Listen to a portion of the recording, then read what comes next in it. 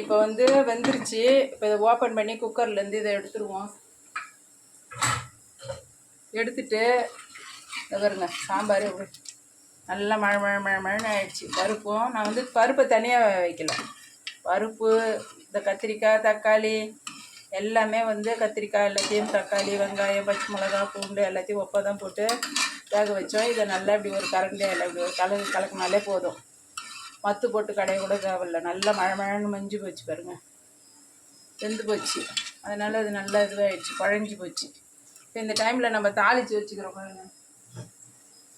இந்த டைமில் நம்ம தாளித்து வச்சுருக்குறோம் இல்லைங்களா, இதை போட்டு தாளிச்சிட வேண்டியது தான். வாசனையாக இருக்கும்.